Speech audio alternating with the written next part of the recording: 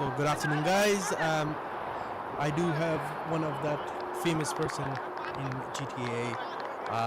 Sir, I just wanted to ask you about this league, BSL, and how do you think how cricket is developing in Brampton? Well, first off, the BSL has been a fantastic addition to the cricket landscape. My friend Mohammed, Mr. Milladin, has done a phenomenal job in bringing a high-quality cricket product into the city of Brampton, which has really helped further cement our reputation as the cricket capital of Canada. Sir, and then as you do also see international players coming in the league and helping the boys out, experience international, it does help the team out as well. That's what the BSL is providing with all the experience that international player does have. What do you think, and what do you think about that? It's not that easy to bring those people in, but they are on board, and that's what the league is providing.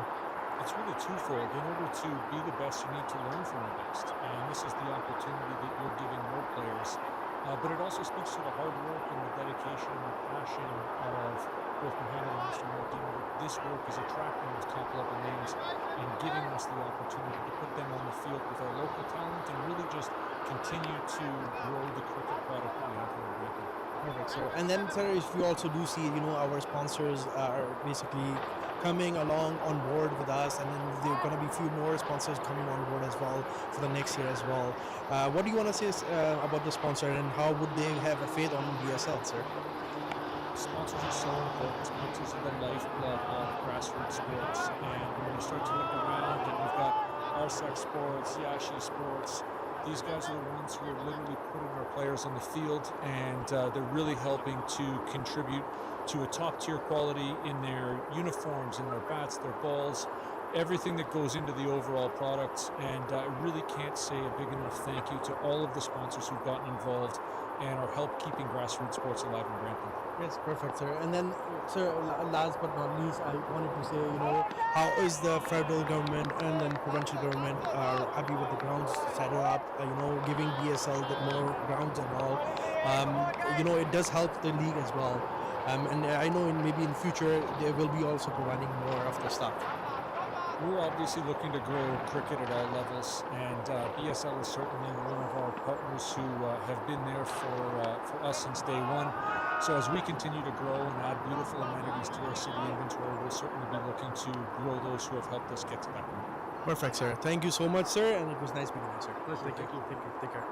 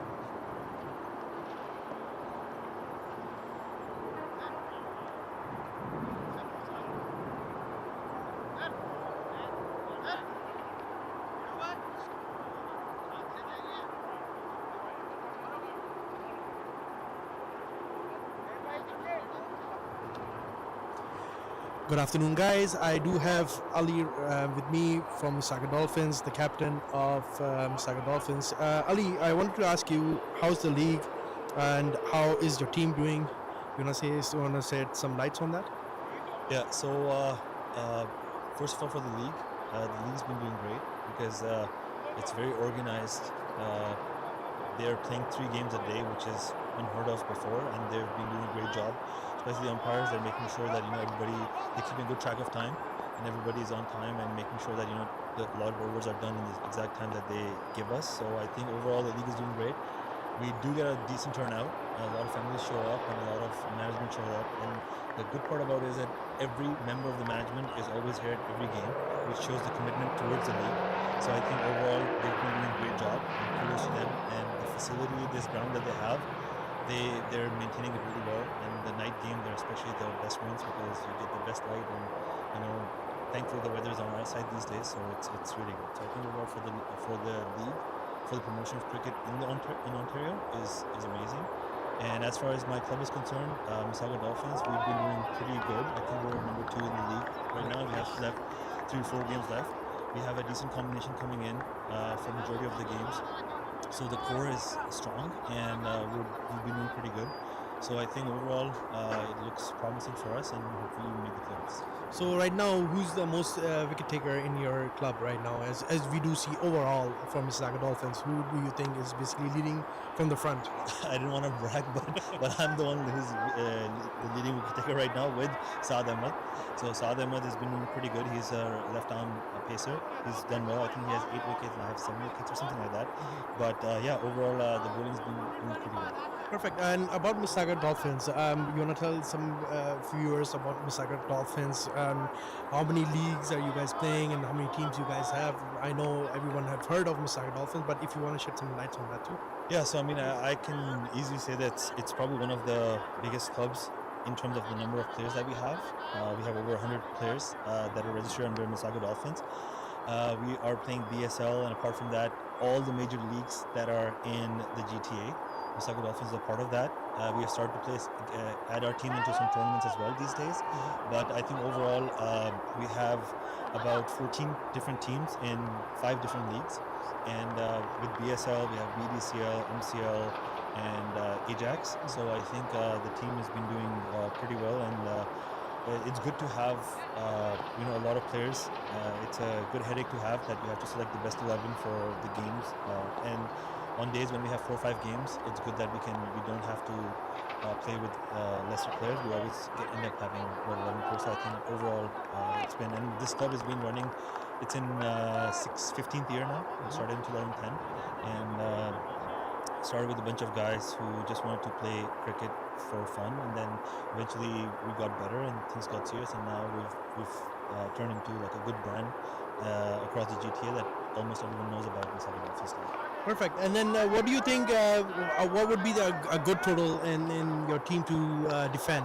So we have a very balanced side. We have a decent bowling and batting, and this ground is really fast. So I'm hoping that with the kind of start that we got today, anything upwards of 160 would be a good total. We have a decent bowling lineup. We have 3 left-arm spinners, which makes it really helpful for us to do well. And I think anything upwards of 155, 160. Last week we defended 130. We won by 7 runs. So I think I'm hoping that we can post a total of 160, 165, so we can make like a competitive. Perfect, man. All the best, and thank you so much for this. Thanks, man. Take care.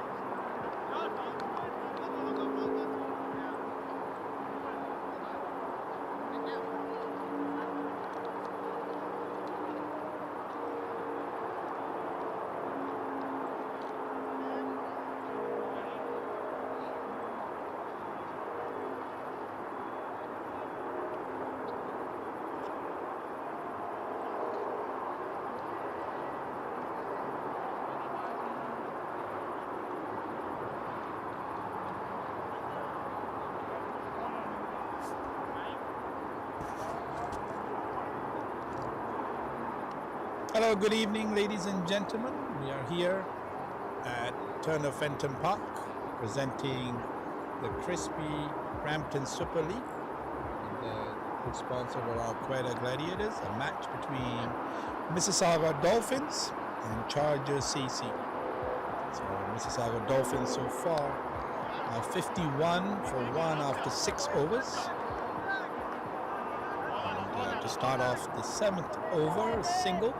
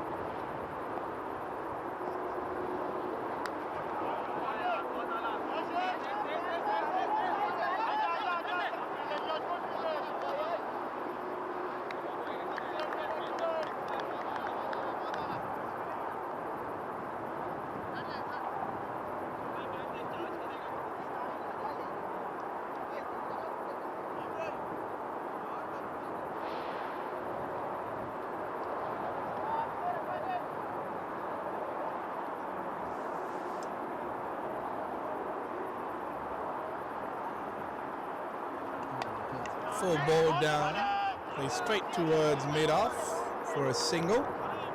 So important match here for Chargers CC.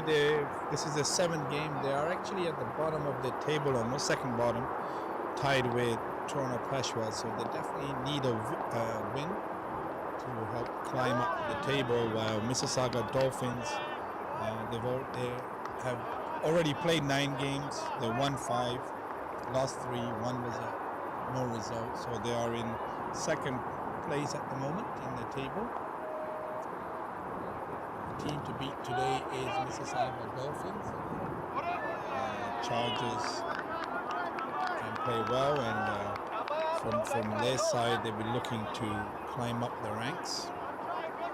Got a great shot there, and a 6.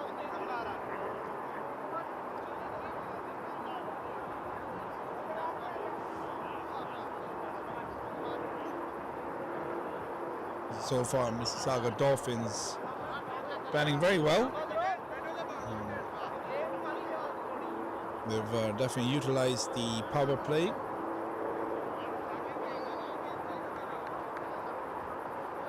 And 60 for 1 after 7.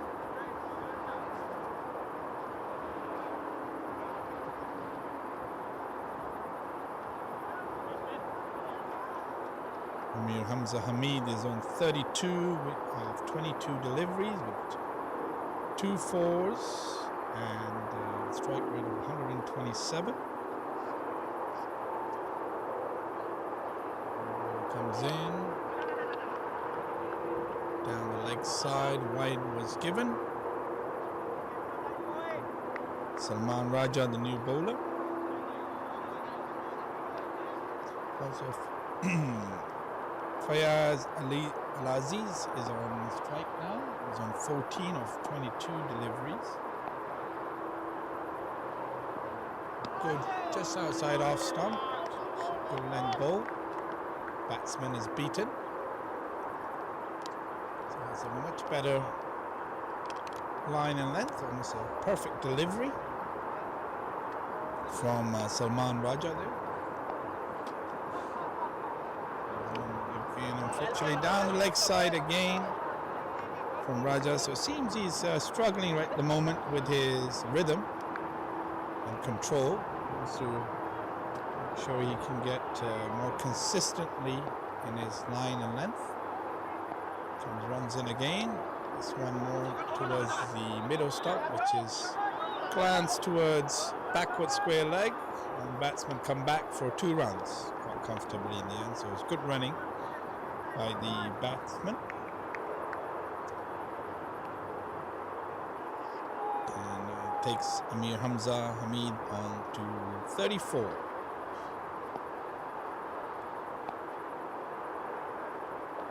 Again, down the leg side again, and Batsman just plays it down for his quick single there. Seems like Salman Raja just pushing the ball a little bit too much towards the leg side. Middle off, so probably needs to focus to bowl a bit more wider outside off stump. And there's not too many fielders down the leg side, so most of the fielders are positioned on the offside, so trying to force the batsman to play more on the offside. Okay, offside. This one, perfect delivery. Batsman try to give himself room, but gets bowled out and leg stump out the ground. So a great ball there by Salman Raj again, pushing that ball in a bit and flips off leg stump out the ground.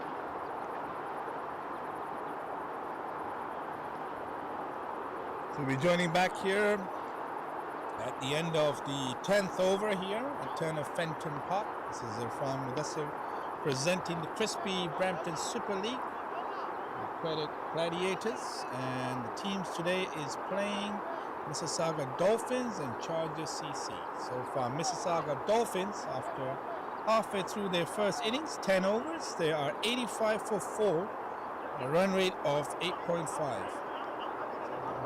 For them, the run rate's been pretty good, stable. Unfortunately, they've lost those 4 wickets.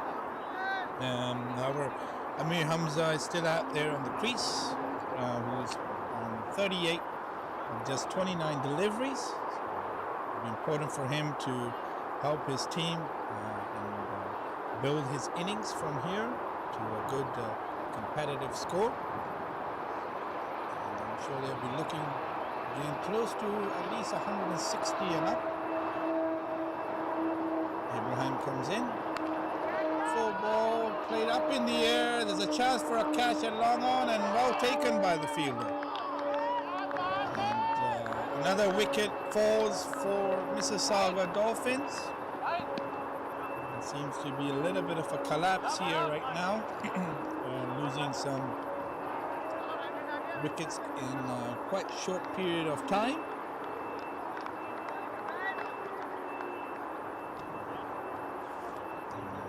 After a very good start, they were 66 for 2 in just 7.5 overs, and they've lost 3 more wickets now for just 9 runs. So good comeback there from Chargers as well. Chargers have kept the fight on, the pressure on the batsmen, and where it counts, they've taken wickets, they've held on to their catches, and have definitely pulled the game in their favor at this moment. But still a long way to go, and it's only the 11th over.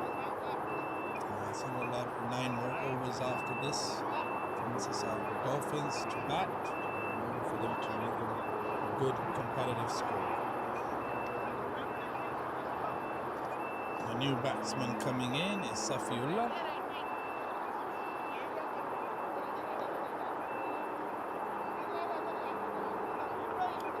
Ibrahim Nadeem starts very good in the 11th over with a wicket from the first delivery. Exactly what Chargers wanted. And they'll be looking to restrict them as low as possible. If they can take another couple of quick wickets here, definitely be a pressure on Mississauga Dolphins.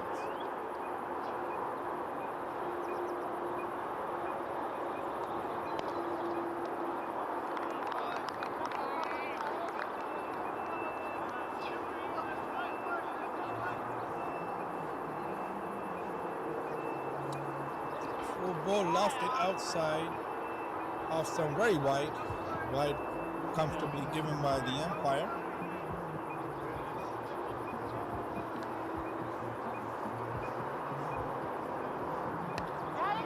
And a bit of a top of the edge chance, but it didn't quite carry to the field, it seemed like it. Bit of a low catch, but unfortunately the back of the fielder there at short cover was unable to get his hands down in time and hold on to that catch, so Safiullah gets a life. And full ball, outside off stump, and a dot ball.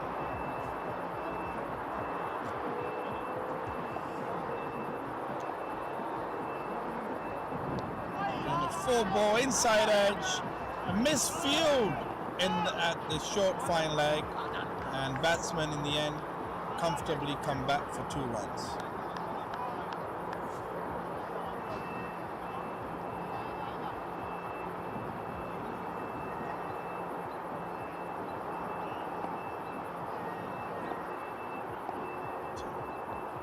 So ball down the leg side, nicely swept, fine leg there, but unable to chase it. Is it going? It just stops short of the boundary, does it?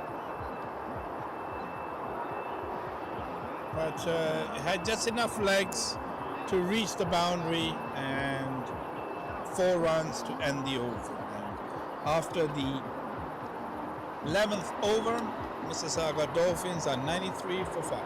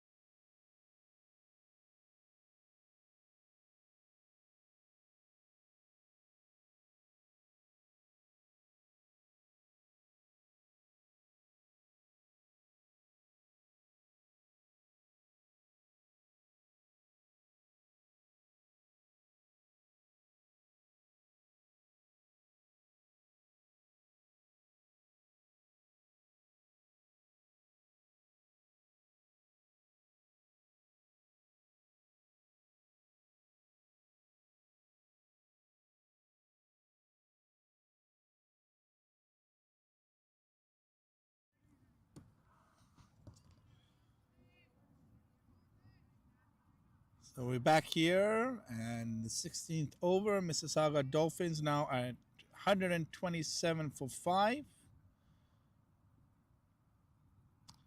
Tanwi comes in, full ball down the leg side. Play towards deep mid wicket there for a single. So far, Amir Hamza is being the batsman for Mississauga Dolphins. Crucial innings for him, for his side. He's on 60 of 45 deliveries. Taking strike now. Tanwi comes in to bowl the fourth ball. Big swing and a miss by Amir Hamza. And at the moment, current run rate is 8.26 and over. And this one played towards deep mid wicket, but unfortunately for the batter, straight to the fielder. And the man in form and the crucial wicket for Chargers CC, Amir Hamza Hamid, gets caught out there at deep mid-wicket. So Mississauga Dolphins now lose another wicket, and they are 128 for 6.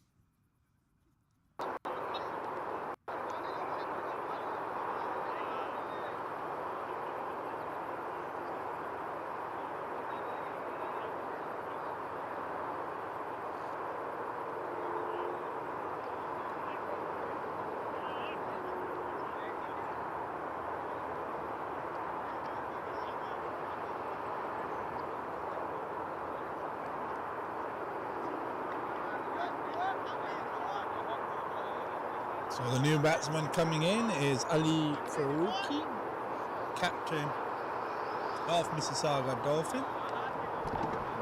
Important innings needed by him as well for Mississauga Dolphin if he can contribute. We have to say, Chargers have been quite consistently, maybe not as good in the line and not as consistent, but they've actually taken wickets on a regular basis. He comes in again, full ball outside off stump, straight to the fielder, but at point there. But the batsman managed to scramble a quick single to end the 16th over. And they are 129 for 6 now after 16 overs. The match is reduced to 19 overs within a 2020 due to some earlier delay before the match. And, the new bowler coming in now.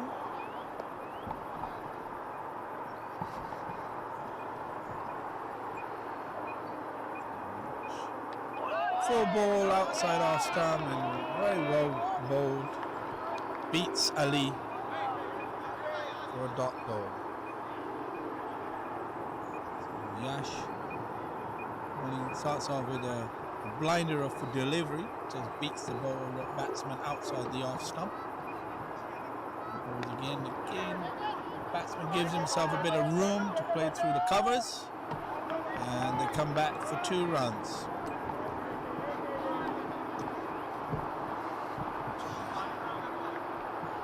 A couple of runs there for Ali Faruqi. So Yash Paddy here comes in to bowl the third ball. Full ball again, and this one played down the ground towards deep cover. Fielder cuts it off at the boundary, and they come back for 2 runs.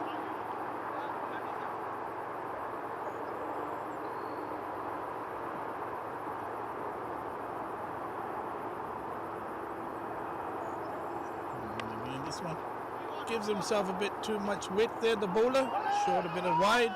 Bit of confusion in the field, but the batsmen in the end come back for 2 runs. Bit of a thumble there from the deep fielder, and made the batsman come back for 2 quite comfortably in the end. And full ball, well played right in the block hole, and Ali Faruqi digs that one out.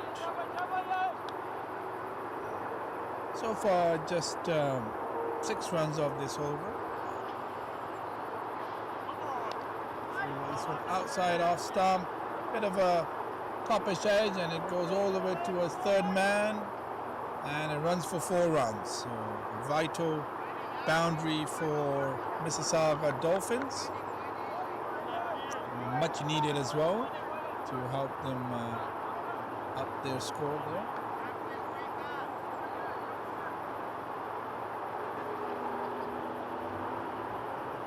They are now 140 for 6.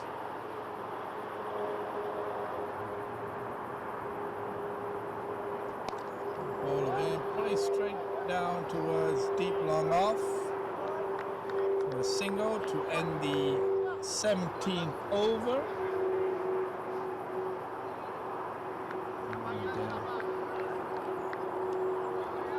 After the 17th overs are done, Mississauga Dolphins 141 for 6. So yeah, they're still 8.29 runs and over. Match is reduced to 19 overs, 2 overs to go. So they've been looking to get close to 170 if they can. At least 160 would be a good score to be able to defend. A bit of an inside edge, no fielder at fine leg there. So the keeper runs to the ball, and the batters come back for 2 runs quite comfortably in the end.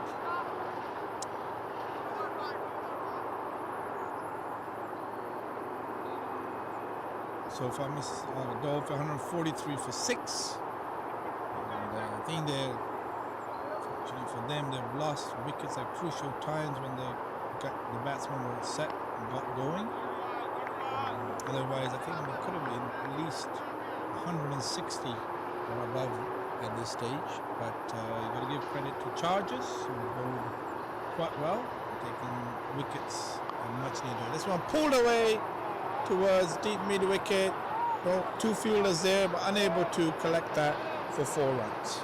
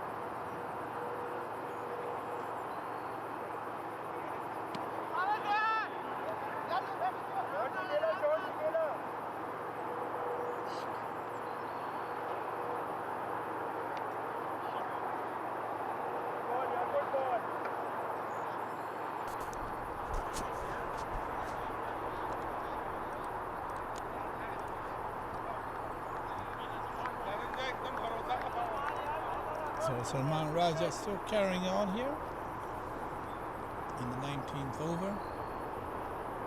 Comes in and just outside off stump. Batsman swinging and missing. Trying to keep aiming towards that mid-wicket region. Very well bowled there by Salman outside the off stump. This one full ball, almost Yorker line dugout, but it's going towards deep mid-on for a single. Oh, unfortunately, there's an overthrow, and the batsman took full advantage of that to get another single. So ends up being 2 runs due to an overthrow.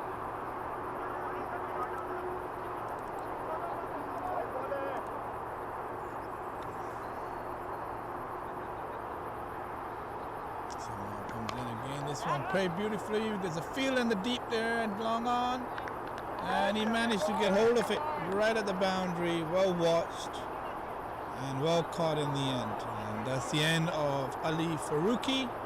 He was looking quite dangerous near the end here, but unfortunately for him and Mississauga Dolphins, his innings come to an end, and ended up scoring 25 runs of 17 deliveries with 2 fours. We know this is the last over of the innings.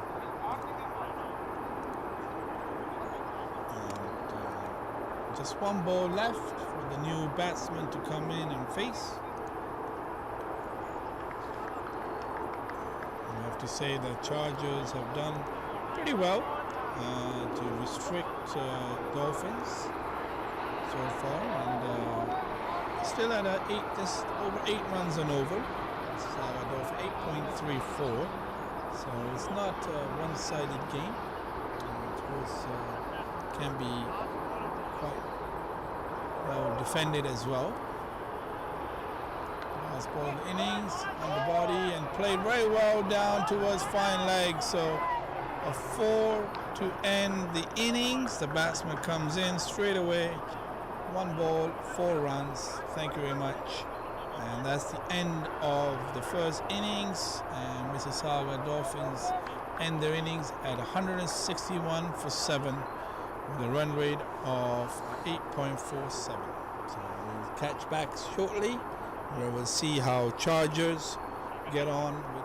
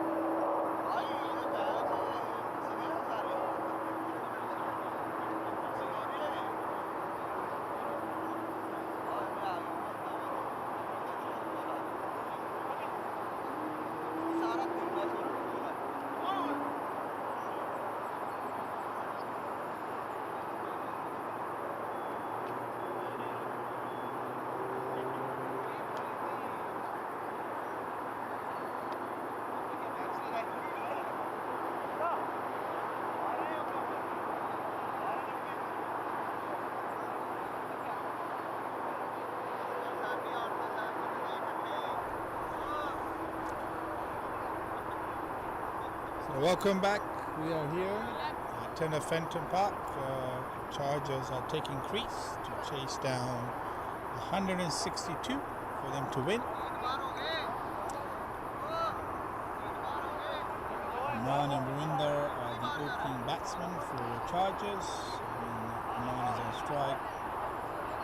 Ramiz will be starting the bowling for Mississauga Dolphins.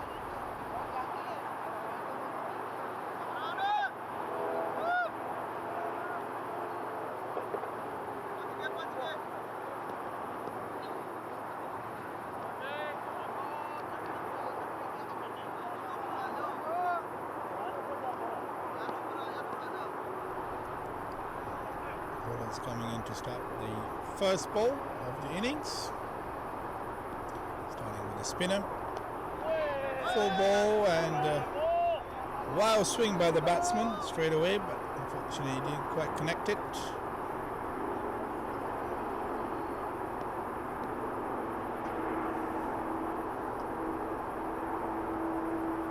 Second ball. This one a bit outside off stump.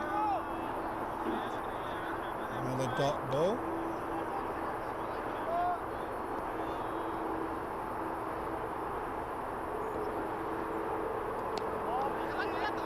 Full ball and Verinder is off the mark, plays it down deep, long off, come back for 2 runs in the end. Quite comfortably.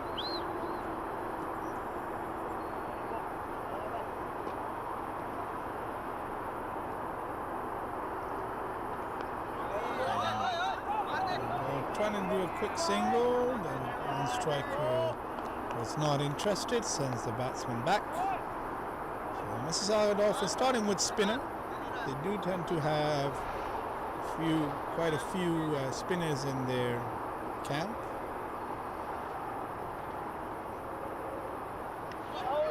Again, just missing, it seems outside off stump. Well bowled again, batsman gets beaten. Almost got bowled, it seemed like it, but from the reaction from the keeper.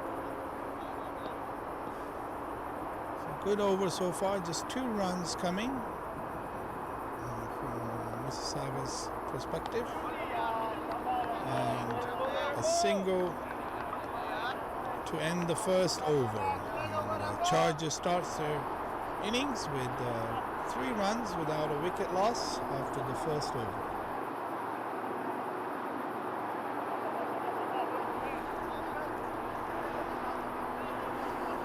So as my fellow commentator just told us that Chargers need 162 to win this game. We have reduced the game by an over for each team.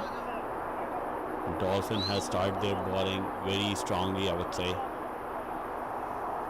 Omer to bowl the next over.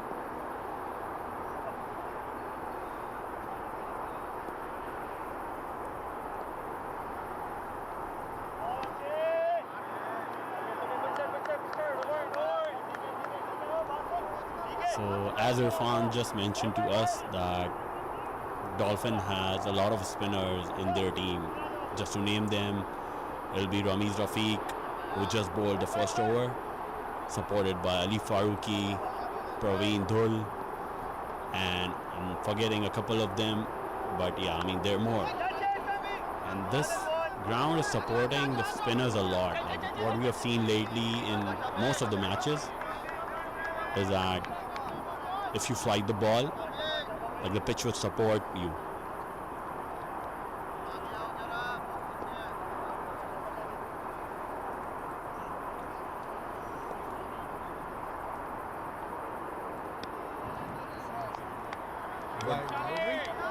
That seems like it's a hard to play spinners here normally. Throughout the seasons, I think the pitch comes on quite nicely to the bat, so the fast ball do get quite expensive. This one he bowls a quicker one. Yeah, Omer has been an old Mississauga Dolphins player, so I think there are like a couple of names I would like to mention here. Talha Kirmani is sitting right in front of us. Like, these guys are pretty old and affiliated with Mississauga Dolphins for a while. And that's a big shot on the square leg. Goes for a 4. Short ball and well punished by the batsman. I think anything you bowl short here, gets quite expensive. So, I think consistency in the length is quite important from the bowler side. And fielding, bowling according to your field is also a factor, I would say. That, as you mentioned, like the ball was pretty short, and there's a deep mid fielder on deep mid wicket, but that was quite square to reach the boundary. Yeah, they have the ball fielding mostly set in the offside. They have a third man, so I think as a bowler you need to maybe not target the stumps, maybe bowl outside offside and force the batsman to play more towards the offside, especially in T20. Right? It's power play. Only 2 fielders at the moment are allowed. It's more about restricting runs than just taking wickets. So it's very important how you bowl your line according to your field. Yeah, can't agree more there, Irfan. That was the second last ball of this over, and Omer has given 9 runs already in this over. Slightly expensive than the first one. Oh yes, they started very well. Only 2 runs. But Chargers need to make runs too, so they're going to go for it if they can. Especially in the power play, they need to make sure they get a good enough start that they don't put pressure in the middle and the late batsman, of course. So it's only time will tell.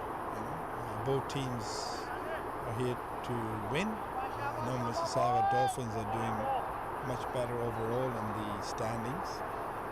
Chargers are definitely looking to try to climbing up. I think they're second last now in the group table, but if they win here today, that will really pump up their morale as well. So, a good match to watch. And this one cut away, and fielder was unable to stop it. It looks like he got a hand, so it didn't go all the way to the boundary.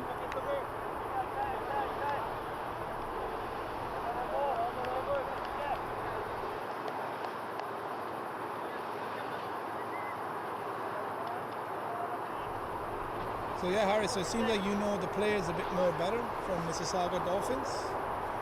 I'm actually playing in the Chargers team. I got myself injured, so which is why you don't see me playing. But yeah, Chargers, I've been affiliated with Chargers Cricket Club from the last 7 years, since like 2017.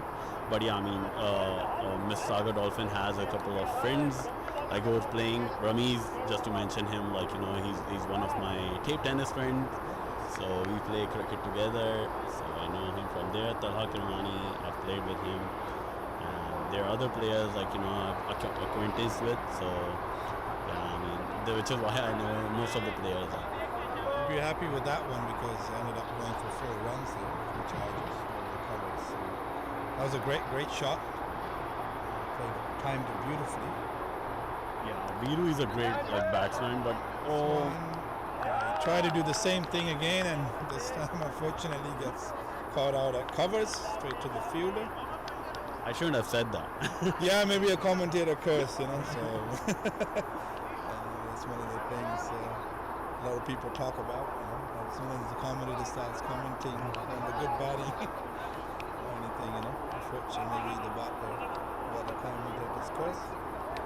So just to mention about Viru, he's a great all-rounder with Chargers.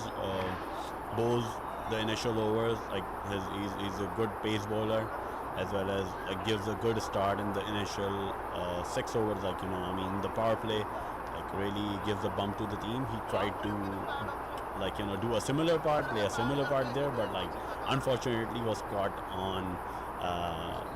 I would say covers inside the circle, I would say. Yes, for sure. Yeah, unfortunately sometimes you got to take risks. Sometimes it work out for you. As a batter, you only have one chance and a little bit of a miscue. And so unfortunately for the batter, straight to the fielder. But an important wicket for Mississauga Dolphins. But the score is not. They don't really require a lot of run rate. I think it's just over 8 runs and over.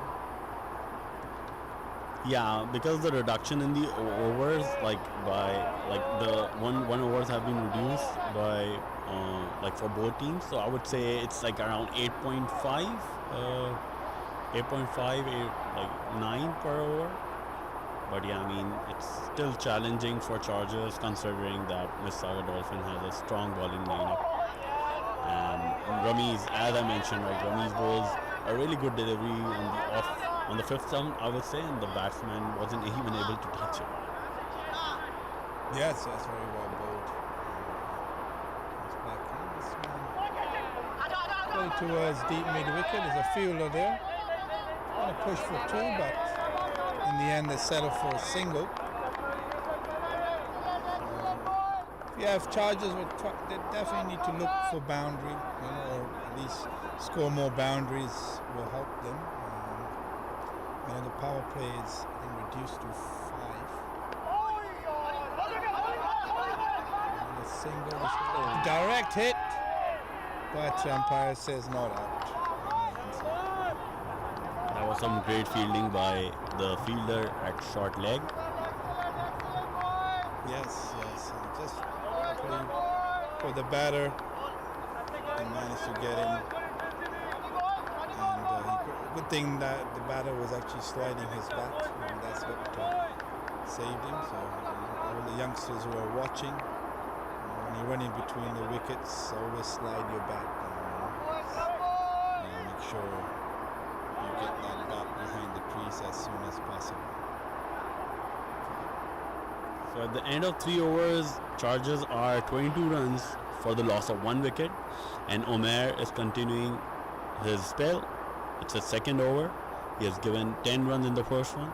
Let's see what happens in this one. It's a single.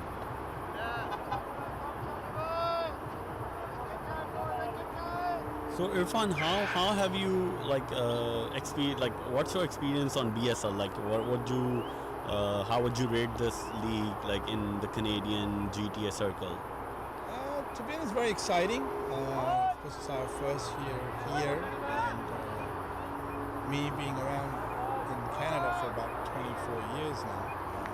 It's good to see the competitive is good here. The competition is good. You get to see some ex-Canadian players coming in, some current players who are playing for Canada, as well as a lot of Oman players are here for some teams. I believe mostly in Nasser Ali, a couple of fast bowler, Chima playing for Fortune Legends, as well as a couple of Afghanistan players as well, I think in Nasser Ali. So yeah, the competition is great. I think it's great for cricket in that sense, and to see how the T20 format is growing in Canada.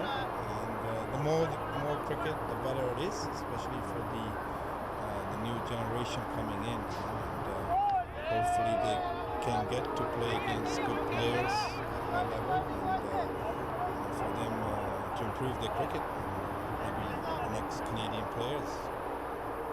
For sure. I mean, BSL has introduced some really good features and characteristics that other leagues haven't really bought into Canada. There have been boundaries sponsored, international level boundaries, I would say, and we are playing night cricket. Obviously, there has been other leagues playing night cricket matches, but giving you direct video telecast over YouTube with some of the best cameras, drone coverage, fans to look at your game. I think they've brought a lot to the cricket circle in the GTA, and some other leagues might have to catch up to these features. Yeah, from my perspective, I don't see any league personally doing it. The good thing with Brampton Super League is the league itself, especially here on Tuesday evenings, that we have the light up the light up international style stumps. They set up the boundary. We have live streaming, so people at home can watch and be more interactive with the matches, which is excellent. And I think as a fan perspective, it's bringing more excitement to watch as well. So the more, I guess, media, social media, Instagram, Facebook, it's just getting your image out there is very important. And the Brampton Super League and the media staff has been doing quite well, working very hard. Late nights, our last game finishes at 2 a.m. local time almost, so it's a long evening to go ahead. Yeah, kudos to the staff who stays up so late on a working day, but to make it successful. And I'm sure this will prove all their efforts will go in the right direction and prove this as a big success. It already is a big success, and everybody's talking about this league. So yeah, with that we have reached the end of the fourth over, and the score is 36 runs for the loss of 1 wicket. Omer just went for 14 runs in his second over. That was an expensive one, I would say. Yeah, Chargers taking advantage of the power play, as they have to do. But this, I think, the last over might be before the power play ends. Yeah, the only thing I would like to see in Canada, would be more natural turf. I think playing on AstroTurf, it's good. And another wicket falls down straight towards short cover, and that's the end of Imran. Another disappointing wicket from Charger. These bats were looking quite positive. Yeah, like I was saying, AstroTurf. Myself, I can't. Of course, I've been here a long time, but I played cricket mostly in England around there. So we never really played on AstroTurf till I came to Canada. The only time we played on AstroTurf was indoor training. So I think more natural turf is needed. The cities are working hard because a lot of them is public parks, right? And it's not really a private grounds as I was more used to in England, when the cricket clubs themselves will prepare their turf wickets. But I think that will be the next goal, especially if you want to groom your players to play at the high level and play for Canada and compete with other international teams. Because if you're not used to that, when you go abroad, it's quite difficult. And even myself, I'm more of an all-rounder, and to bat on AstroTurf, I always find it's a little bit more easier because the ball does come more true. When you play on natural turf, the ball can seam off the pitch more, grips a little bit more, uneven bounce, and it just makes you more of a better player in that sense, to be able to play at different conditions. But we have to do what is given to us right now. So the good thing is this AstroTurf plays very nice. I've been also umpiring here at some games, and I see the ball comes on pretty nice. So it does benefit the fast bowlers as well with a good true bounce.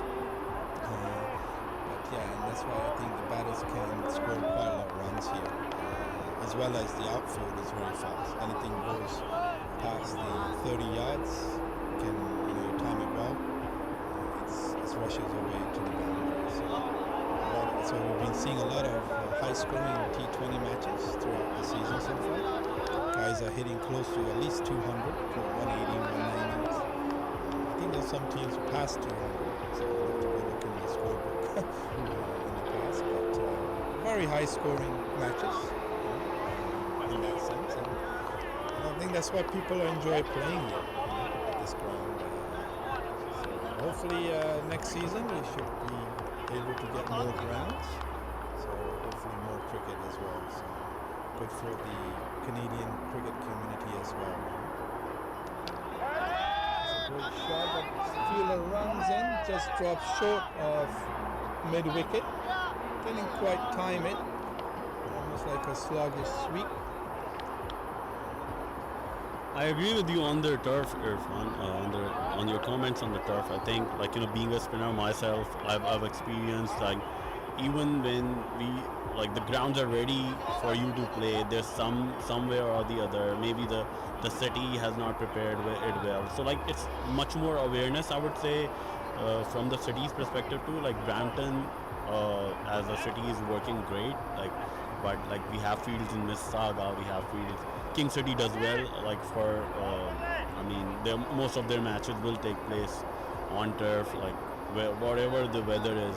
But, like, on some of the grounds, you experience that the city staff is not, aware on how to maintain the pitch, which is why, it deteriorates over time, and then the matches which are planned even to be played on turf are not being played. So, it's a disappointment, because you would want to experience there's a catch on a flyer slip, and, like, Ramiz gets his first wicket. Oh, it's his third wicket, or the second wicket. Sorry. So it's Hamir Hamza. Hamir Hamza. So we have the second, I think, left arm spinner now, who was introduced by Mississauga Dolphins. This is wicket in the front. So. Yeah, no, like you were saying about the city knowing about the pitch. I think the most important thing, like myself, because I was fortunate playing in the club in England. When I joined when I was about 14 years old, and first thing they taught us was ground duties. And I remember building the turf and setting the rollers with the adults. And it's more about roll time. I think it's very important in the beginning to make sure you get enough moisture in the pitch. I think giving it that greenness in the beginning. And then when you're building your first pitch, it's the roll time. I think the city and maybe the certain leagues, they don't educate the staff as much how much time is needed to prepare. Like, if a game is played on a Saturday, we used to start rolling from Tuesday or Wednesdays, depending on how early it was in the season, and then you have to cut grass accordingly, in layers. You can't cut it all in one time. So I get from the city, see over in England, it's more private clubs. Everybody is the club owns the grounds, depending on what level league you're playing in. And at the same time, they all have their own groundsman, which is important. And I think here, the city, they're using, of course, it's mostly tax money. So it gets a bit complicated in that sense. So maybe the cost is the most important. By myself, I've always been trying to strive cricket leagues to try to get private grounds. The only one is King City. Over the years, it's just unfortunately, another wicket goes down as we were talking, caught in slip, and that was Abdullah Muhammad. So unfortunately for him, his inning comes to an end. The Chargers are looking a bit in struggle at the moment. Yeah, so like with the turf, it's the equipment. It's not you need to get covers, rolling covers, proper cutting grass, mowers that are designed for cricket turf. You can't use your home lawnmower because you have to be cutting layers. So, but for me, over the years, I've been disappointed in King City because that was one of the only grounds that was privately, and they could have much easily built a better turf from get-go. But only time will tell.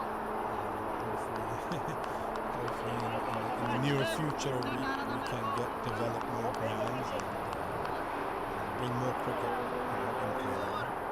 even when the GT20 was going on, I remember watching Tim Southey. Usman Khawaja got bowled out, and because the ball didn't even bounce above knee height, and you don't want to see that, right? And that is supposed to be a franchise cricket for Canada.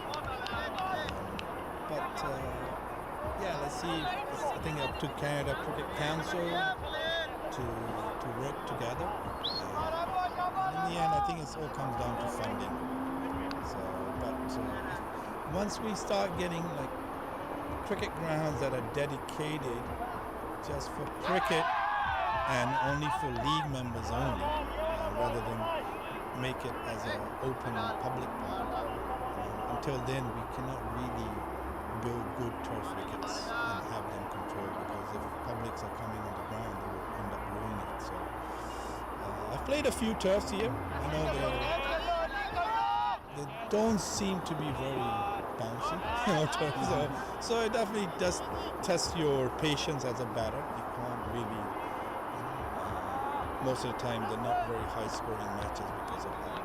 But that's cricket around the world.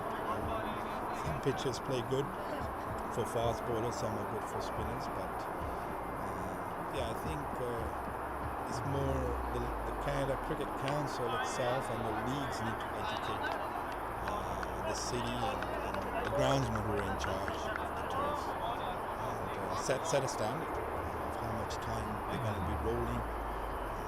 When the pitches are going to be prepared, right? So, because I think in the end, everybody wants to play on that. I would say that's cricket is played on, right? AstroTurf is, it is AstroTurf. I want to see more better cricketers come and develop in Canada, as batters, as even as fast bowlers. The good thing in Brampton is the outfields are good, so at least when you're running, you don't feel like you're going to twist your ankle. So, in the mindset, as a player, you can develop better. Unless if you're worried about injuries and stuff, you might not push enough. And especially for the youngsters coming through, maybe under 19s, where the most development is happening. Once they build the facilities good, they can push better, dive risk of injuries, they will develop as better cricketers in their attitude. So time will tell, but let's see what happens. No, you're right. I mean, that was a great summary of what kind of cricket we play in Canada. But I think because most of the leagues control much of the grounds, so it'll be competition that will ultimately work the best for cricket in general. Hopefully that is hopefully you and I are right in that direction. Yeah, as well, we have, I think there's certain inter-tournaments between leagues as well. I think that's one thing that needs to happen. I think we shouldn't be looking at what league you play, instead they should make it a combination of all the teams together and select players from there to help improve cricketers in Canada, as well as tournaments. But myself being here such a long time, I've seen a lot of the ups and downs of cricket Canada and politically side. So unfortunately, I don't want to comment too much on that, but you don't want to, sometimes the politics holds back the development, so. Well, Canada got their international status back, which was good, and they've qualified for the next World Cup as well. So yeah, let's hope they do well and can get their image back. Myself, I'm a bit of an old school, so my friends played in 2003 World Cup and 2007 for Canada at that time. And they did very well. I think at that time the funding wasn't there as much for the players. But now there's so much cricket going on, and for Canada itself, we need to could become one of the uprising teams in the world. I look at USA. We used to beat USA quite comfortably in the early 2000s, and now they've got Major League Cricket going on, and they've helped develop their players because of that. The grounds they're playing, mostly even the league crickets, are mostly played on natural turf, regardless of what time of the year they play. So if they can do it, we should be able to do it too.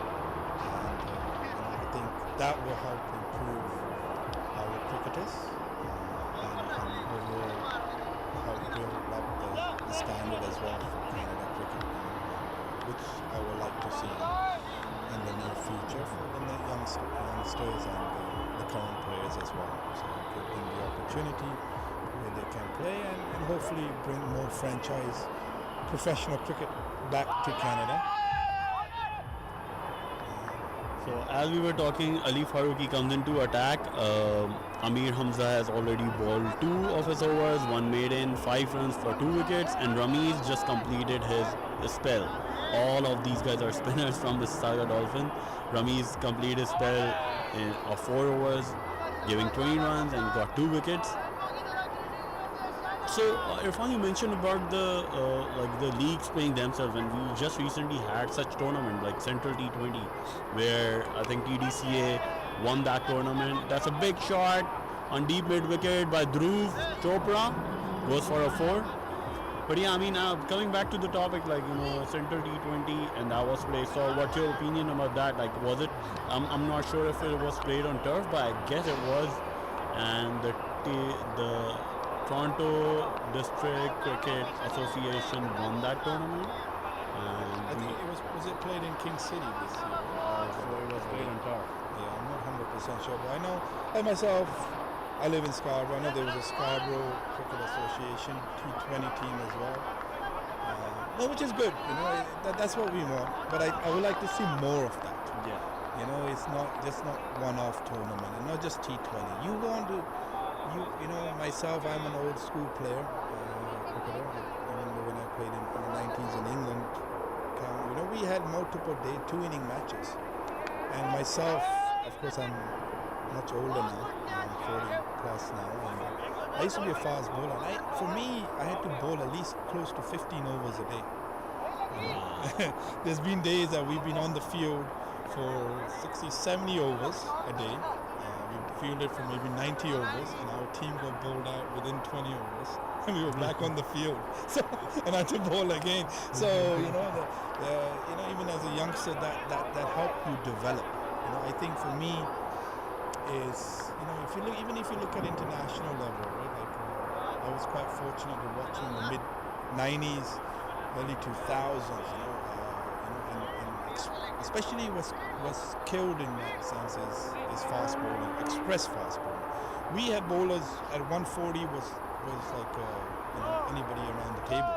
You had to be at least consistently bowling about 150 and plus. They were, and of course in the international level there was almost every country had at least two bowlers or so who bowled 150. And that put that fear behind the batsman. And but of course there's injuries. I've had injuries. I've broken my ankle at times when I was younger. I've damaged my knee. So I know in modern cricket now there's a lot more cricket going, but the T20 style, I think it's more about funding now, payroll that they're worried about, rather than playing the heart of cricket. I think in the old school cricketers, they got hardly played anything unless they played for their country. And they played tests, that's where they got most of their money from. And they played mostly for pride of the country rather than for money. I think now modern cricket is gone more towards the financial side, the income side, rather than playing for the pride. Of course, as a sportsman, that's what they want. They want to survive off it. In the old school, they did. Maybe they didn't have all the Lamborghinis and Ferraris, but cricket is definitely. It's always been a batting, and that's a great shot straight over the bowler's head for 6. Like I was saying, cricket has always been been always towards the batter, and now they've killed the fast bowling in sense. Bowlers are not. Even if you look at other IPL, and they always talk about it, the old school bowlers, internationals, and that they're not bowling enough Yorkers anymore. They're more scared that if they're going to get it wrong, it's going to go for 6 or 4 toss. Of course, the batters have got more creative, in that sense. Bats have improved.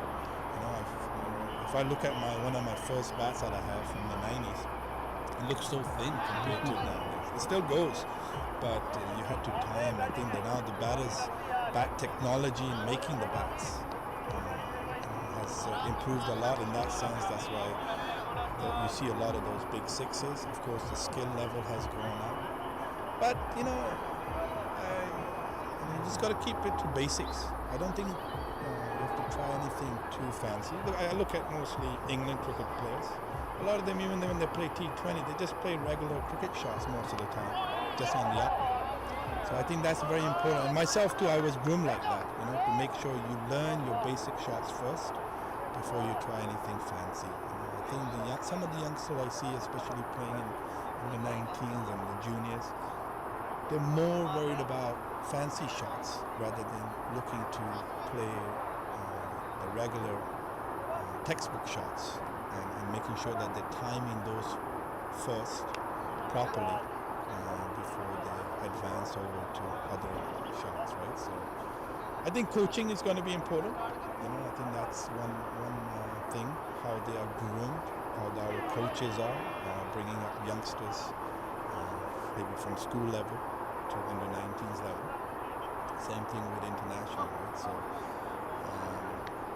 let's see. There's definitely a lot of demand, a lot of passion of cricket nowadays in Canada, especially in the southeast community, Asian community, and of course I have a lot of Caribbean friends as well, West Indians. So I think we just need more of a mixture teams as well.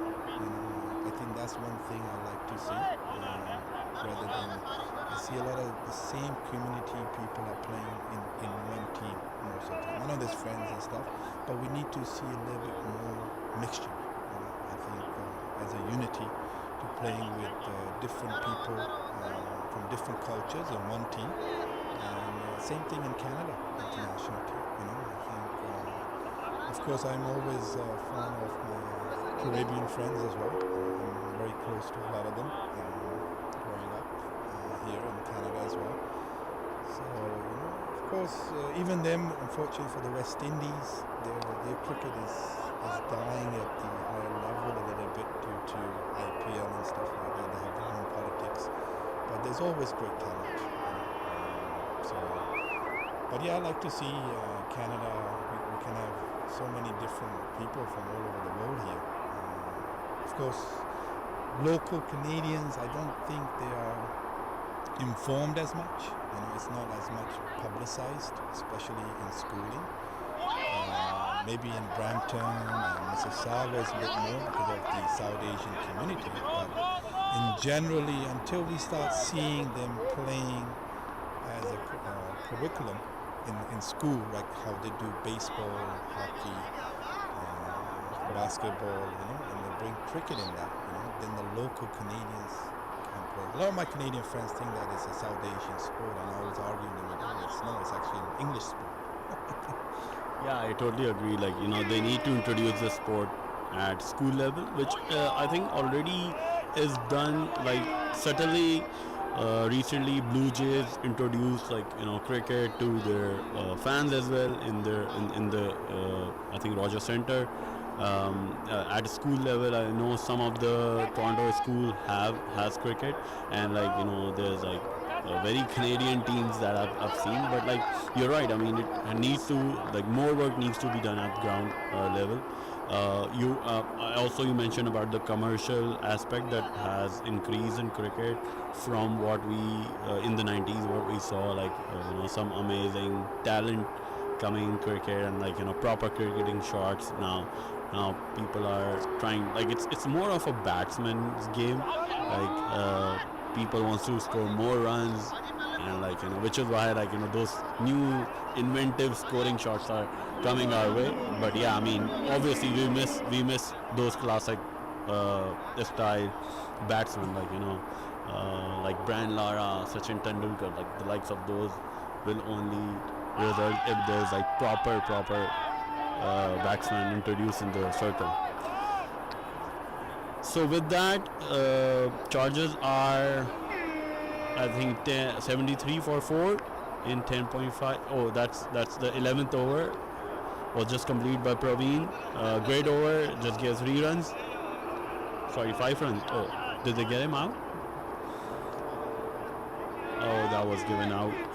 Delay decision there. It seems like it. Umpire just inquiring. And in the end, they've given the batsman out. So is that Yash? I believe he's being sent back.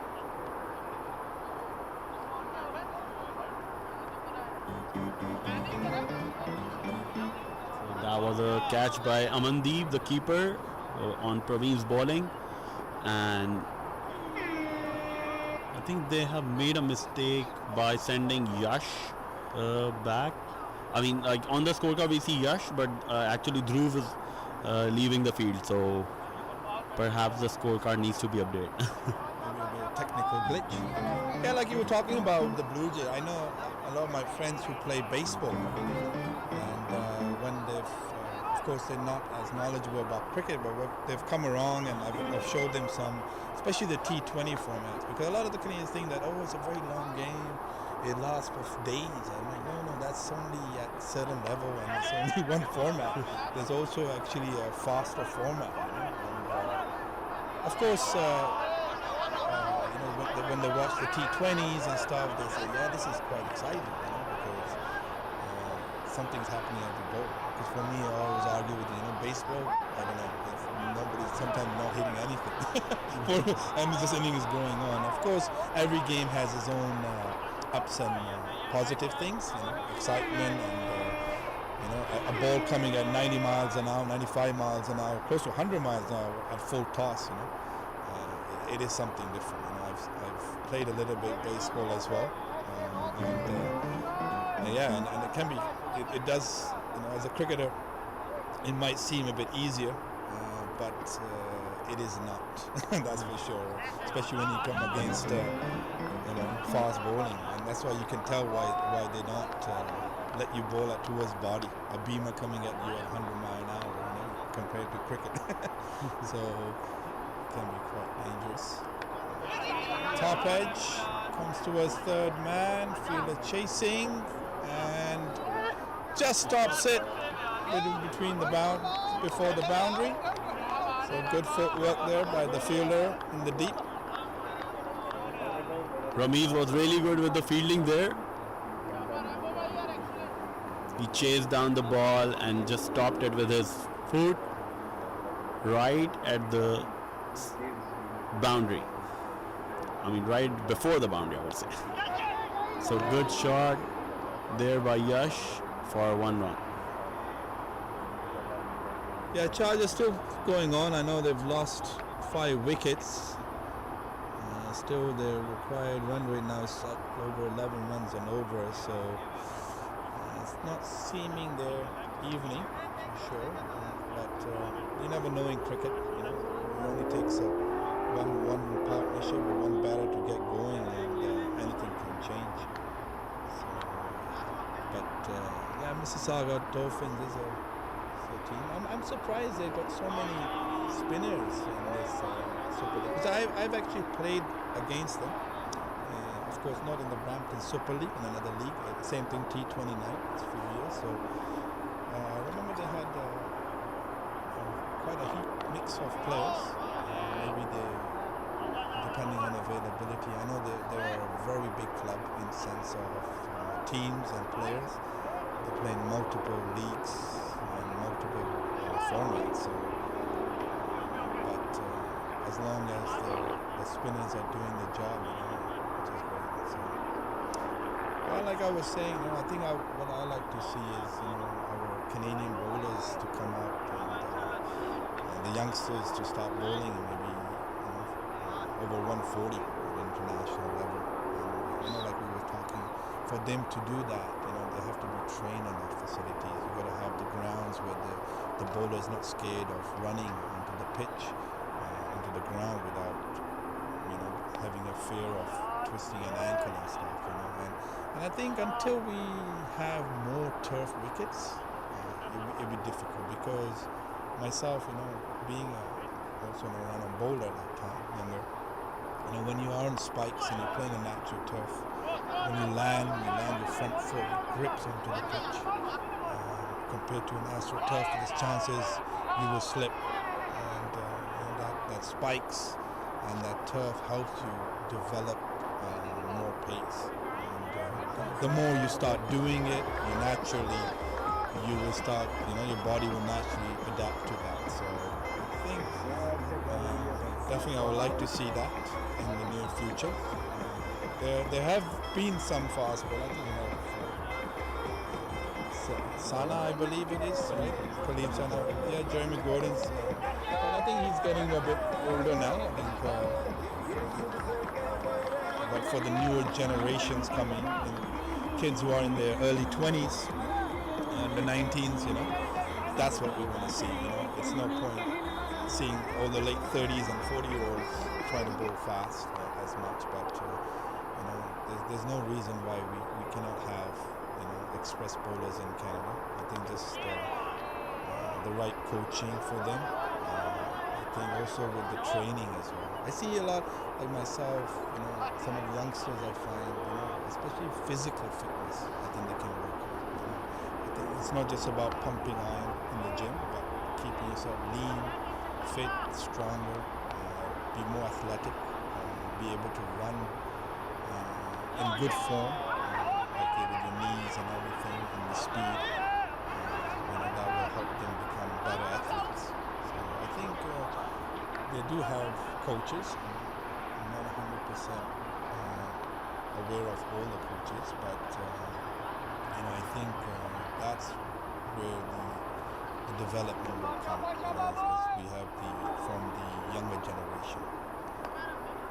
I agree with you.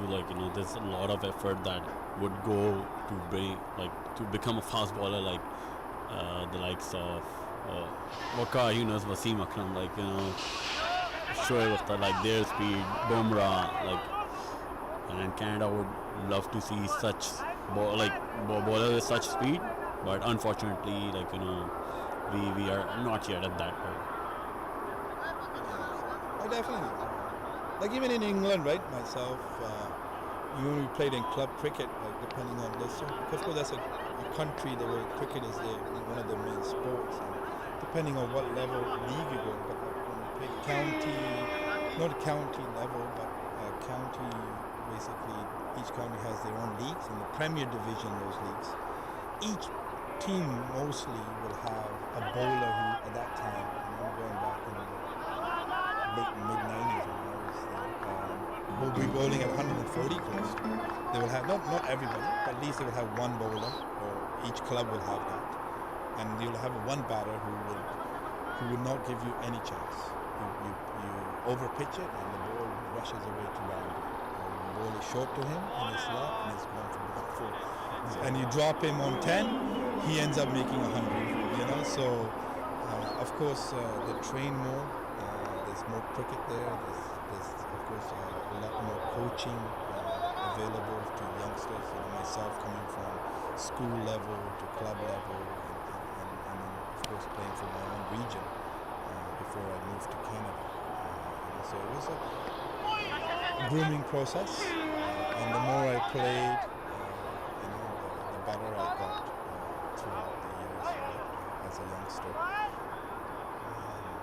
But I think overall, I think I would recommend the youngsters coming through to work and make sure that they take their fitness seriously as a cricketer, and also spend a lot of time in the field. You got to enjoy your cricket as a field. A lot of people just like to just bat or bowl, and they're not as athletic in the field.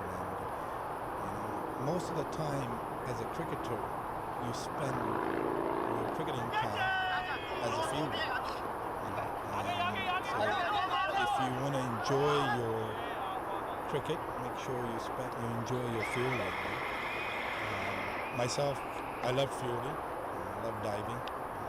I think I used to watch John T. Rhodes was my idol for a fielder, and of course I played football or soccer here. And I was a goalkeeper, so a lot of times the diving did come naturally to me. So even till now, I'm 40. Sometimes people are surprised. I was playing an over 40 game, and I caught a diving catch, and next thing you know, they were inquiring about my ID. so at least that's good for me, and I won't regret or be upset about somebody asking me for that ID. No, I completely agree with you on the fielding aspect. Like, this is a department in cricket which is like undermined a lot, which is why we see like most of the matches, like people dropping like 8 and 7 catches, and changes the whole like dynamics of the game. Like the result can just like sway your way if you take those early catches. One player, like you drop a couple of their catches and they score 100. So like this actually happened to us a couple of days ago. Like and I actually share this love of fielding, I would say, with you. I've broken my fingers taking a catch recently, but I didn't drop it. I took that catch and and ended up like breaking your fingers. Wow.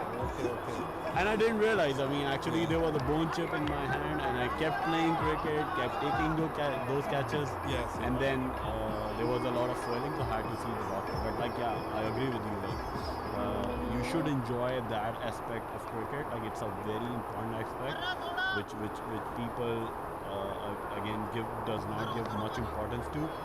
But it's not cricket. Not just about like bowling and batting. It's about fielding as well. Like, and we undermine this like a major like department of cricket, and which is why like most teams end up losing their matches, like important matches.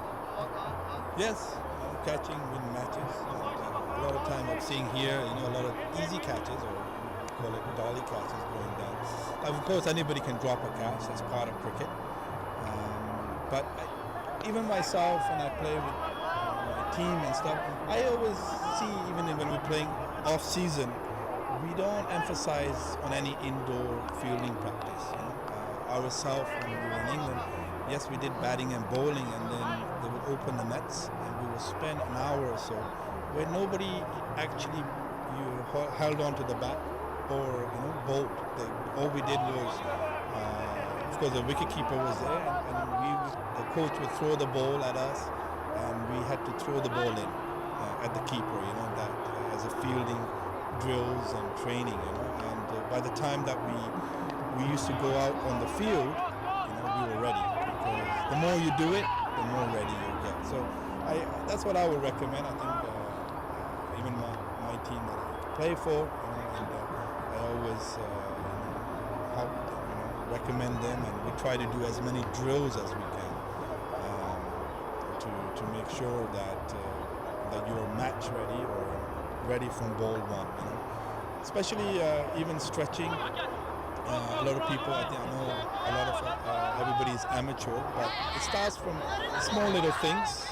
I think even chance for run out, and yes, as we were talking, and a lot of excitement is happening here on the field as well. So another wicket goes down, unfortunately a run out. Yash called for 2 runs, and Ibrahim didn't really budge after the first run, and Yash was almost almost completing his second run when he started moving, so which ended up in Ibrahim losing his wicket. I don't know about your team. Like I myself too. Like I'm one of the oldest players in my team, and of course during the week, if you're coming after work, playing night cricket, it's a little bit difficult for some people with their time management. But during the weekends, especially, everybody's off. I think myself, I always try to get to the ground an hour early before the match actually starts. I always recommend my players to get there, and I'm stretching. want to get any pre-injuries, right, from when you're going on the field. So you want your body to warm up and get ready, and it takes time. Of course, when I was younger, in my 20s, it was more easier, right? You're ready, you can just jump up, and you're less likely to get injuries. Of course, I won't recommend that to any youngsters, but still, it's very important. You come on, you do your basic stretches, hamstrings, upper body, lower body, and make sure you are in, your mind is set for the game. Even with the small fielding drills, underarm throwing in, and making sure you are throwing the ball at the wickets. So from ball one, if you get a catch straight away on the first ball, there's more chance that you're ready and you're able to react in the right manner and hopefully take the wicket, because sometimes that's what happens. A lot of our bowlers are not ready, and they give it takes them a couple of overs to warm up, so you want to, in the 50 overs you might be able to get away with that. In a T20, you only have 4 overs, and you, as a bowler, you need to be ready from ball one, same as a fielder, same as a batter. So I think that these small little things that you do off the field, and the main important thing is having the right mindset, because cricket, as much as it's a physical game, it's a lot of it is to do with mental strength. A lot of time, batsmen, they get out or play the wrong shot is because of temperament, pressure, whatever reason, It's only, our coach used to say that 95% of the time a batsman gets out is due to his own fault. It's only maybe a couple of percent where there's unplayable delivery, right? So even myself, when I look back why I got out, a lot of times it's due to a batsman error, right? So as a batter, you want to have, even as a bowler, you got to always see what the batsman is doing. Why are you planning to bowl there? Some of the youngsters who are on our team were younger, maybe like 17, 18. I'm like, where are you pitching the ball next? And he looks at me like, really? I'm like, you should already know when you walk into your run-up, the next ball where you want to bowl and why you want to bowl at it. Like, you have to have an image in your head where the batsman is going to play that shot. And of course, set your field accordingly where you can get him out or a chance for a catch. Of course, myself, I've got a little bit more experience in that sense of cricket, playing over the years that I've learned that. So I try to pass it on to some of the youngsters. Some of them look a bit confused at me, but some do listen. Some great advice there, I would say, like for the youngsters and who wants to play cricket, get yourself warmed up, you should be aware about where you're bowling. So are you Irfan bhai, have you ever considered coaching? I think personally, sitting with you, talking about about cricket with you, I think you just mentioned a lot that should many people are not even aware about. So a lot of learning from yourself can be, I would say, given to the young folks in Canada. Yeah, personally, as you're speaking of that, of course, as I got older now, I used to be an auto mechanic for many years as my job. But now, yes, I've of course love for the cricket. I've actually got my level 1 coaching. I did it actually from England, ECB. Of course, I have to go there more to live there. Of course, I'm a dual citizen, so fortunate for me, I can go to England and learn their ways. As well, I've done my groundsman duty as well. I got my level 1 for that. So yeah, that's my next goal. I would love to do that, and hopefully in the near future, I'm actually planning to open a facility, a training facility, and I would love to teach mostly youngsters under 19, under 25, and mostly women cricket too. And I think that's one thing that is very much neglected in Canada and in our Southeast Asian community as a Pakistani background as well, for the Pakistani women, to help them develop better, and become better athletes. I think that's the most important part. Physically, I see them, that's where it starts from, your physical fitness, your physical strength, a lot of them, unfortunately, I know that it's tough here. A lot of the, I see some of the women cricketers who are playing for Canada, some, even the older ones, they had kids, they had families, they were working, they were still playing cricket. So it's just, it's tough, I know. Nothing comes easy in life. Another bowled there, so another wicket falls down. And while we were talking, Yash actually reached his 50 in just 43 balls. So I'd like to mention that. But yeah, I mean, Ali Faruqi bowled Salman Raja on his third ball. Yeah, so Yeah, women's cricket, yeah. Yeah, that women's cricket and youngsters, and definitely I would love to do that. I think that's my next goal in life, to help the youngsters.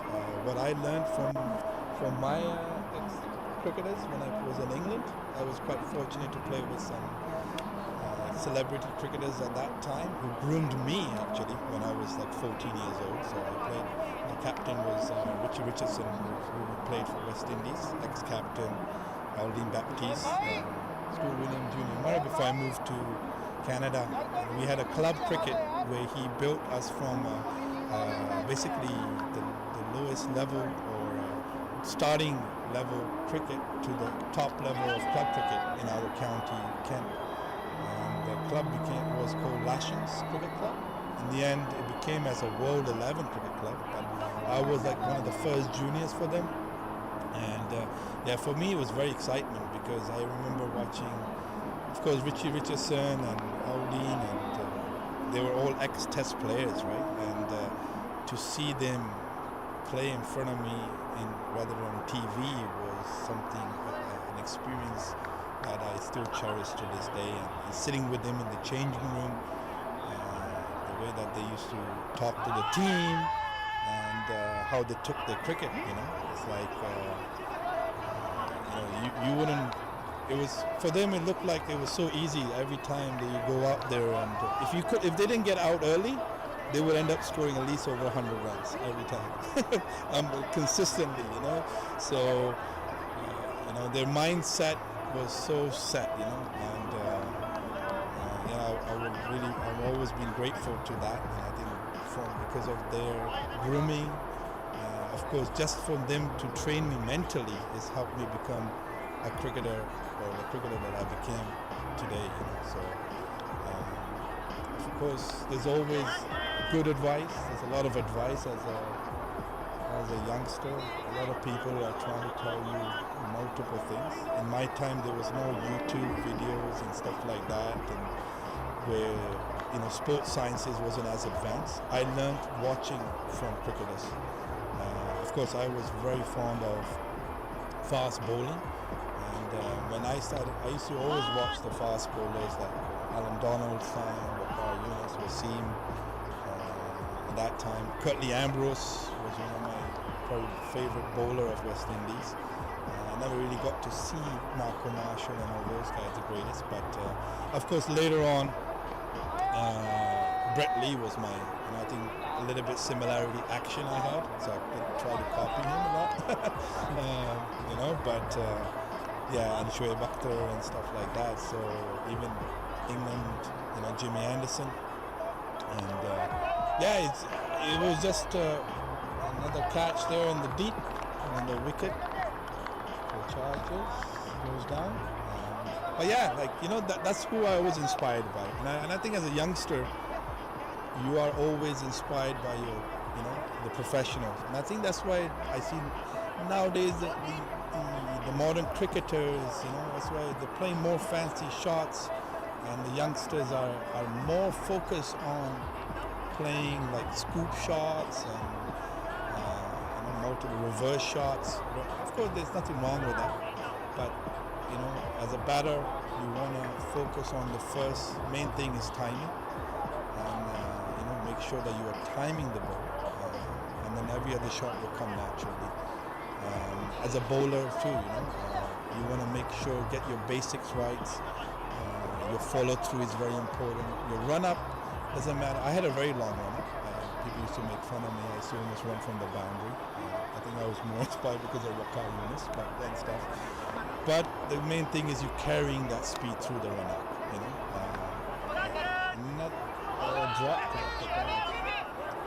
So, and I learned it from watching guys like Brett Lee and Shoaib Akhtar later on, and of course there was some Shane Bond was there, Alan Donald, of course he can go past and look back, and of course injuries come, I wasn't scared of being injured, and that's one thing, you gotta train your body, I think nobody wants to get injuries. As long as your action is right. I remember I had some problems with my back. I was younger, and the coaches helped me fix my action, which helped, prevented me from getting any stress fractures. I used to get a lot of back problems when I was younger, and then they found out what was wrong with my action, so I had to change it and work on that. I think it's mental strength is the most important part. I think as a fast bowler, it's not about pumping iron in the gym. That's not really going to get you fast. Yes, you do have to have strength and energy, but it's how you utilize your action throughout the crease and how you are keeping that force going forward, right? Some of the bowlers, youngsters I know, some of my team, I try to help them because I said by the time you follow through, you should be almost halfway through the pitch. That means your energy is going towards that. A lot of times, sometimes I look at some bowlers that have a long run up, they're running in, but by the time they come to the crease, they're slowing down. So you are not carrying that pace through. So you might as well reduce your run up. That at the point of jump or by the time you're at the crease, that's your maximum velocity of your run-up, right? And then you can carry that speed through. So it's all about transfer of force. There's a lot of great videos online nowadays. It's easy to access on YouTube, I'm a big one of the English coach, maybe I'm a bit biased as I'm English as well, is Ian Point. I don't know if you heard of him. He's a very good coach and he has an academy of fast bowling in England. He's actually also helped coach with Shoaib Akhtar as well, and that was after he broke the record. So, he's worked with a lot of great fast bowlers. So any youngsters who are watching this or looking to improve where they want to, how to increase fast bowling, I would say that is one of the main recommendations. Channels on YouTube is free with very good details. So make sure you check out Ian Point, and I think it's called his 4 tent pegs. That's what he considers it. That how to gain fast bowling. And I think the youngster, all I will tell him is, it's in the mind. As a fast bowler, you want to mentally be able to basically think that you want to just destroy the ball. I think that was my motivation when I was younger. Every time the captain used to give, even when I was playing in the adults, they gave me the ball. Of course, you want to have control, but my main thing was also, yes, I want to pitch it at a certain length and line, and at the same time, I want to be able to bowl as fast as I can that the batsman is struggling to face me. So of course, when I was younger, I was bowling against adults. Some of them,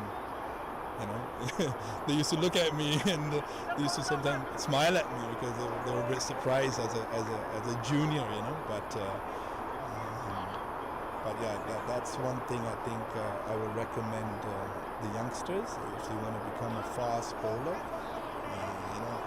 It's a lot of to do is with mental strength and train hard, enjoy that you want to bowl fast. And go out there. The only way you're going to get fast is if you do it consistently. A lot of times.